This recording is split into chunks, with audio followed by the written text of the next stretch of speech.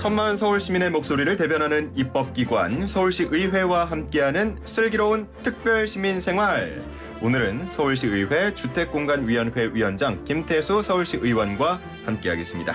위원장님 안녕하십니까? 안녕하세요. 네, 반갑습니다. 이브입니다. 크리스마스 이브. 네. 예, 연말 잘 보내고 계신가요? 너무 바쁘게 보내고 있습니다. 바쁘게 보내고 계세요. 자, 우리 오늘 바쁜 와중에도 방문을 해주셨는데 청취자분들 그리고 서울 시민분들께 인사 한 말씀 부탁드리겠습니다. 예, YTN을 청취하시는 서울 시민 여러분 안녕하십니까? 저는 서울시 성북구 제4선거구 출신 김태수 의원입니다. 지금 현재 서울시 의회에서 주택공간위원회 위원장을 맡고 있습니다. 너무너무 반갑습니다. 네, 반갑습니다. 자, 먼저 우리 의원님 축하부터 드려야겠습니다. 감사합니다. 올해를 빛낸 한국인 대상 시상식에서 우수 의정 부문 대상을 수상하셨다고요? 네. 소감이 어떠십니까? 제가 이제 그 2006년 5.3일 지방선거부터 시작해갖고 성북구 의원을 내리 삼선을 했습니다. 삼선하는 과정에서도 2010년과 2014년도에도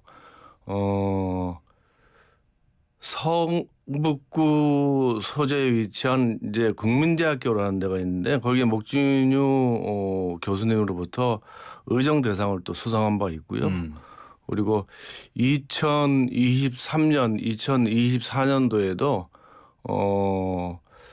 우리 이제 서울시 행정사무감사 우수의원으로 또 수상한 바도 있습니다. 그리고 또 업무주만으로부터 해서 일단은 우수의원상도 받고 12월 27일 날은 매니페스토 대상도 이제 수상을 하는데 이는 저를 믿고 서울시 의원으로 보내주신 장애 1동, 장애 2동, 장애 3동, 석관동 주민 여러분들이 주신 상이라고 생각합니다. 그래서 앞으로도 더욱더 겸손하고 낮은 자세로 지역 주민과 함께 하겠다는 말씀을 좀 덧붙여드리겠습니다. 예, 제가 상을 하나만 소개를 드렸는데 그것 말고도 그동안 받아오셨던 상이 많고 또 받을 상도 있고 비결이 뭡니까? 아무리 뭐 정치를 한다 그래도 입장이 좀 다른 부분이 많거든요. 예. 그런데 주민들을 위해서 열심히 한다면 아마 그리고 또 서울 시민들의 보다 나은 미래를 위해서 열심히 뛰고 또 뛰면은 아마 이런 큰 상을 받지 않나라는 좀 생각이 듭니다. 진실한 마음과 뭐 소통 이런 것들이 비결입니까? 현장에 또 답이 있다고 생각하고요. 예. 현장에 답이 있다. 자, 서울시 의회 코너의 메인 테마로 들어가 보도록 하겠습니다. 김태수 서울시 의원의 시민 보고 따단. 시민들에게 결제를 올린다는 마음으로 보고를 해주시면 되는데 첫 번째로 보고하실 내용 뭐가 있겠습니까? 저출생 대책입니다. 우리나라 학계 출산율은 0.7명이고요. OECD 회원국 중에 최저입니다. 서울은 이보다 더 작은 0.5명 수준인데 전국 지자체 중에서 아마 최저로 생각해도 아마 무방하실 겁니다. 그래서 우리나라는 2020년까지 학계 출산율이 굉장히 저조한데요. 앞으로 이 출산율을 갖다가 더 높이기 위해서는 저출생 대책이 꼭 필요하다는 말씀을 좀 드리겠습니다. 예, 구체적으로 어떤 대책이 있었습니까? 서울특별시 실업부부 안심주택 공급 지원에 관한 조례를 갖다가 개정을 했는데요. 자녀 출산 시 10년, 20년 장기 거주가 가능한 주택 그리고 실업부부 등의 맞춤형 주거 공간을 조성하고요. 주변 시세 한 80 내지 90% 정도 저렴한 쪽으로 분양을 해서 장기 전세 주택 2를 갖다가 지금 준비 중에 있습니다. 예. 지금 앞쪽에 보시면 보이는 라디오로 보시는 분들은 지금 화면을 통해서 보실 수 있습니다. 자료를 준비를 해 오셨는데 네. 우리나라 합계 출산율이 0.72명, OECD 회원국 중 최저고 서울은 이보다 더 적은 0.55명이라서 전국 지자체 중 최저다. 그래서 굉장히 좀 심각한 상황이기 때문에 신혼부부를 위한 그리고 또 다양한 이 출생률을 높이기 위한 대책들을 마련해주고 계시다라고 말씀을 해주신 건데 신혼부부 안심주택 조례는 구체적으로 어떤 내용 담고 있습니까? 이 조례는 지난 2024년도 초에 제가 이제 직접 그 조례를 개정한 건데요. 조금 전에도 말씀드렸다시피 자녀 출산 시에 그동안에 이제 10년, 20년간 장기 거주를 해야 되는데 장기 거주를 하게 되면 거기에 대한 혜택을 좀 줘야 되지 않겠습니까? 그래서 그런 부분을 갖다가 포커스를 맞춰갖고 조례를 갖다가 제정했고요. 주거 공간을 좀 확장을 좀 해야 되겠다. 지금 기존에는 12평, 15평밖에 안 되는데 이거를 한 32평 정도로 확대해서 예. 평면을 확장시키고 그러면은 아마 실혼부부들이 보다 더 나은 주거 환경에서 생활을 하게 되면 출산율을 좀 높이지 않을까 그런 생각에서 나름대로 조례를 좀 개정을 했습니다. 그리고 예. 마지막으로 장기 거주 즉 한 20년 정도 거주를 하게 되면은 주변 시세의 80 내지 90% 정도 수준에 맞게끔 그 주택을 갖다가 매입을 할 수 있게끔 그렇게 좀 정책적으로 좀 제도를 좀 보완을 했습니다. 예, 오래 살던 곳에서 떠나라고 하면 사실 그것도 쉽지가 않으니까 네. 나중까지도 생각하는 그런 정책이 준비가 돼 있는 것 같고 맞습니다. 예, 직접 국회와 정부에도 이런 저출생 극복을 위한 공공주택 특별법 개정 촉구 건의안을 내셨다고 들었는데 회신을 받으셨다고요? 네. 2024년 3월 달에 우리 주택공간위원회 주관으로 주택 분야 저출생 극복 주택 TF팀을 만들었습니다. 그래서 국회와 정부에 저출생 극복을 위한 공공주택 특별법 등 개정 촉구안을 갖다가 건의를 했는데요.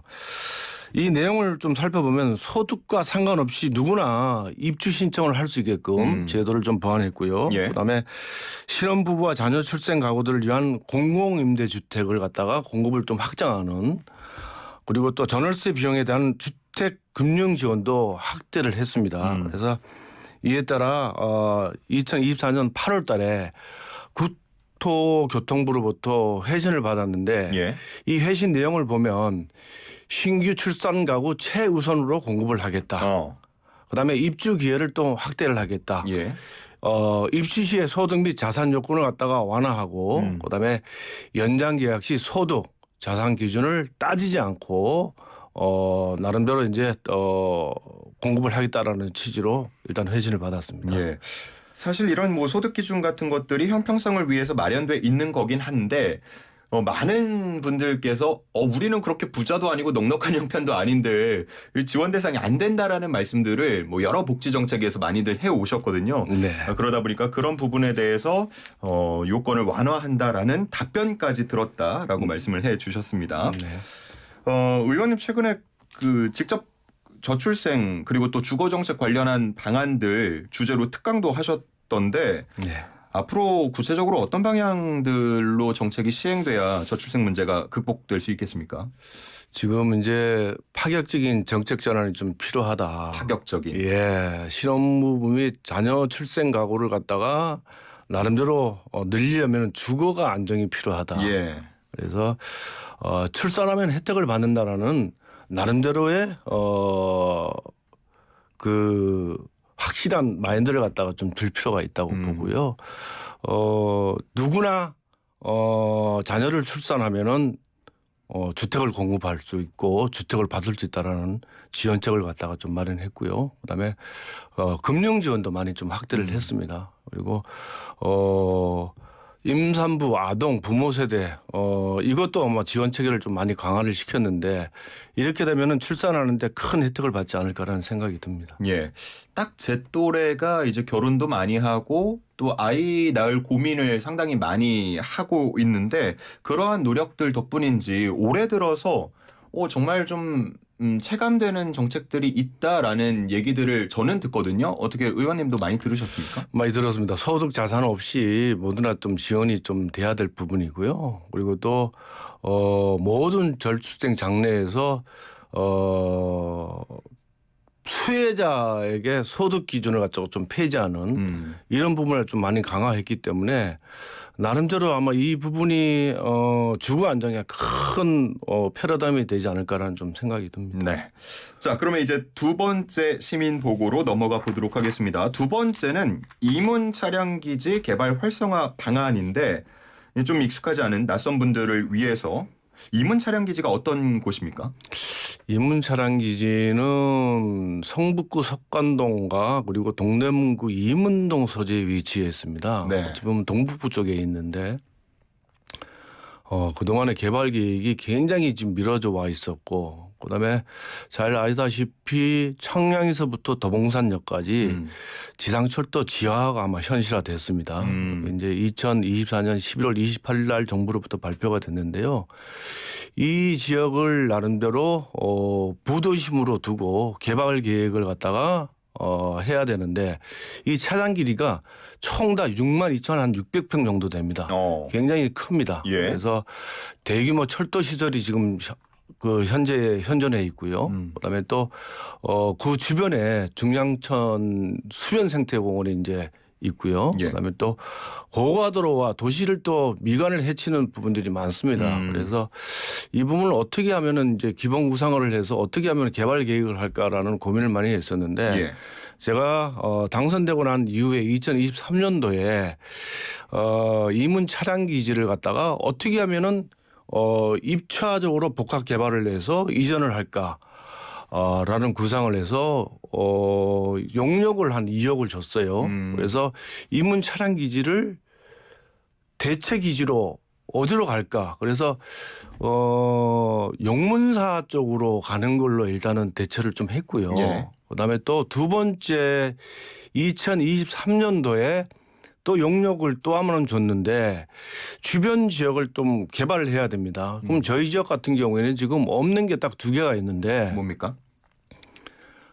호텔이 없습니다. 예. 장이 1동, 2동, 3동하고 석관동 지역에 호텔이 전혀 없습니다. 그리고 영화관이 없습니다. 그래요? 그래서 이런 부분을 복합적으로 생각을 하고 구상을 해서 시문 차량 기지에 영화관이라든지 그다음에 호텔이라든지 그다음에 또 상업시설을 유치를 해서 지역 주민들이 보다 더 나은 삶의 질을 좀 영위할 수 있게끔 만들어주는 게 또 저의 또 역할이라고 생각을 해서 이런 예. 구상을 하게 된 겁니다. 그러니까 서울 동북부 지역에 계신 인근에 계신 분들은 좀 여가 생활을 즐기기 위해서 동네에서 좀 멀리 나와야 되는 그런 상황이었던 건데 말씀을 해주신 것처럼 이문 차량 기지가 6만 평이 넘는다고 하니까 이곳이 새롭게 개발이 된다 그러면 좀 새로운 효과들도 기대를 해볼 수 있을 것 같은데요. 동북권 지역으로 봐서는 상당히 큰 대단지 그 부지거든요. 예. 그래서 이 부분을 나름대로 계획하고 설계하고 그리고 개발을 한다 그러면 뭐 조금 전에 말씀하셨다시피 원거리에서 나름대로 이제 문화생활을 즐겨야 될 부분을 근거리에서 즐길 수 있는 그런 아마 큰 공간이 조성되지 않을까라는 생각이 들고요. 예. 조금 전에도 말씀드렸다시피 수변 이제 동부 간선도로가 수변 생태공원으로 조성이 되는데 여기가 지금 이제 그 동부 간선도로가 지하화가 됩니다. 그러면은 중량천이 폭이 굉장히 넓어지거든요. 네. 그래서 그 수변 생태공원하고 같이 맞물려서 개발을 한다 그러면은 동북의 최대 중심지 그리고 또 부도심으로 성장하지 않을까라는 생각이 듭니다. 예. 이런 소식이 계획이 전해지고 인근에 계신 주민분들은 어떤 기대하고 계세요? 기대가 좀 굉장히 큰데요. 첫 번째는 주변이 개발되니까 나름대로 굉장히 좀 좋아할 것 같아요. 삶의 질이 올라가니까요. 예, 굉장히 올라가겠죠. 그리고 또 조금 전에 말씀하셨다시피 호텔도 없고 영화관도 없으니까 당연히 삶의 질은 당연히 올라간다고 생각을 합니다. 그래서 지역 주민들이 굉장히 지금 기대를 많이 하고 있습니다. 실적으로. 알겠습니다. 자, 세 번째 시민 보고 내용인데 장위석관 지역 정비 사업을 보고해 주신다고요? 이거는 또 다른 내용입니까? 네, 2014년도에 장이 재정비 지구가 집권 해제가 됐습니다. 집권 해제가 되고 난 이후에 그동안에 주민들 간의 갈등이 굉장히 많이 심화됐었거든요. 그 심화된 부분을 어떻게 하면은 개발 계획을 앞당길 수 있을까라는 생각이 들어서 제가 이제 서울시의원으로 당선되고 난 이후에 여기도 용역 1억을 서울시에서 내려보내서 예.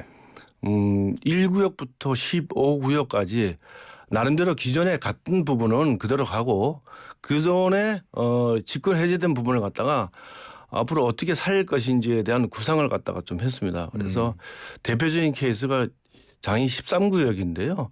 장이 13구역이 주민들의 갈등이 너무너무 심화됐었습니다. 그래서 한쪽은 뭐 통합으로 가야 된다. 한쪽으로는 반을 쪼개서 가야 된다. 이런 부분이 있었는데 용역 구상을 통해서 장이 13구역을 반으로 나눠서 13-1, 13-2로 개발 계획을 하자라는 의견들이 다수여서 그쪽으로 지금 개발 계획을 하고 있는데요. 나름대로 서울시에서 개발에 대한 가이드라인을 갖다가 준 거죠. 예. 그래서 13구역이 지금 이제 나름대로 양쪽으로 분리해서 신통으로 지금 이제 개발 계획을 지금 준비 중에 있고요.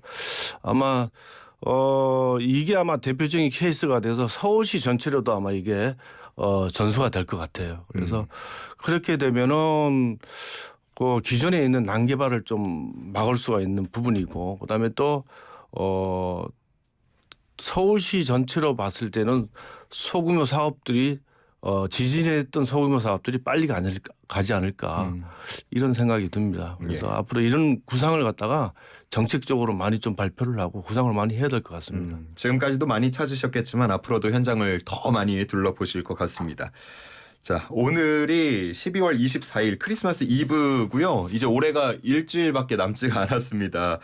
우리 의원님께서 만약 산타가 될 수 있다면 우리 주민분들께 어떤 선물 드리고 싶으세요? 오늘은 크리스마스 이브입니다. 그래서 벌써 이제 갑진년이 이제 한 뭐 일주일밖에 안 남았는데요. 예.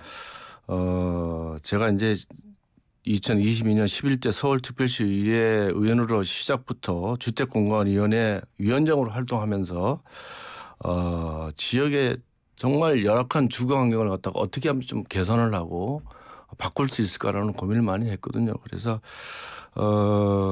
제가 오늘 서울 시민들의 주거 안정을 위해서 세 가지 큰 테마를 하나 선물을 하려고 합니다. 세 가지 테마요. 예. 앞서도 말씀드렸다시피 실혼부부 안심주택을 확장 공급을 하고 그다음에 또 청년 안심주택 그리고 또 어르신 안심주택을 모두의 안심주택으로 좀 지속적으로 공급할 수 있도록 아마 추진을 또 앞당길 수 있게끔 그렇게 만드는 게 제가 오늘 세 가지 주요 안점으로 선물을 좀 드리고 싶습니다. 예. 우리가 뭐 흔히 의식주가 삶의 기본이라고 하는데 그 기본도 좀 잘 챙겨 나가기가 쉽지 않은 게 요즘 현실이다 보니까 뭐 상대적 박탈감을 느끼는 분들도 있고 뭐 일종의 뭐 좌절감 같은 거를 느끼는 분들도 있곤 한데 많이 좀 노력을 해 주시고 또 선물을 해 주신다고 하니까 앞으로를 기대해 보도록 하겠습니다. 자, 서울시 의회 코너의 트레이드 마크 질문으로 마무리를 해 보려고 하는데요. 김태수 서울시 의원의 의정 아이콘은 땡땡땡이다. 자, 여기에 한 말씀과 함께 우리 시민분들께 많이 응원해달라고 마무리 말씀 부탁드리겠습니다. 현장에 답이 있다고 생각합니다. 현장에서 시민들하고 같이 소통을 하게 되면은 거기에서 답을 찾을 수 있다고 보고요. 언제나 현장에서 천만 시민들과 함께 소통하는 시연이 될 수 있도록 최선의 노력을 다하겠습니다. 예, 7479님.